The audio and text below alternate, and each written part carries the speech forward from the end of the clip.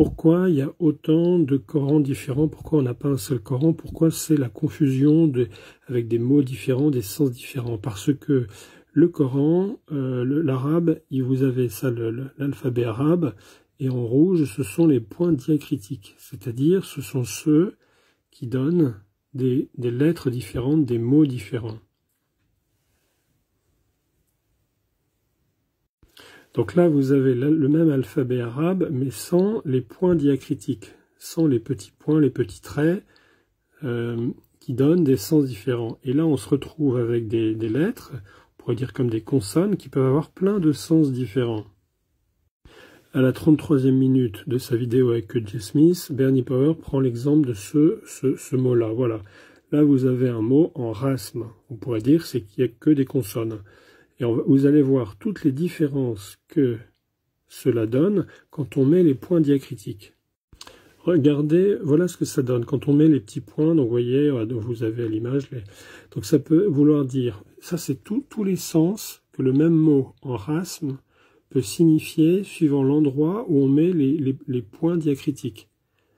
Les petits points, les petits traits en haut, en bas. Vous voyez, alors c'est de l'anglais, mais donc je vais traduire. Ça peut vouloir, donc le même mot, parce que les plus anciens manuscrits ne sont que en rasme, on pourrait dire un squelette où il n'y a que des consonnes.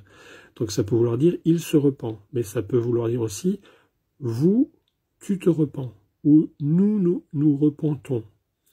Ça peut vouloir dire maison, ça peut vouloir dire fille, ça peut vouloir dire elle se repent, ça peut vouloir dire elle au pluriel détruise, elles détruisent.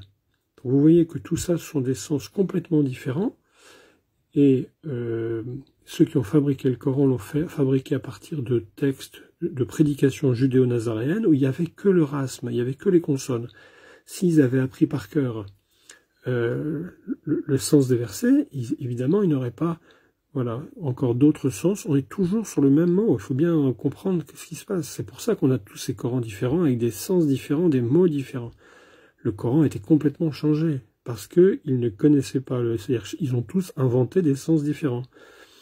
Donc voilà, vous pouvez sur Google, ceux qui ne connaissent pas l'anglais, ils peuvent aller voir sur Google, vous tapez les mots, she destroyed, reliable, oui, ils ont planté, vous voyez, j'espère que ça vous fait comprendre pourquoi tous les Corans sont différents, pourquoi on est absolument sûr qu'ils n'ont jamais rien appris par cœur, sinon on n'aurait pas toute cette confusion.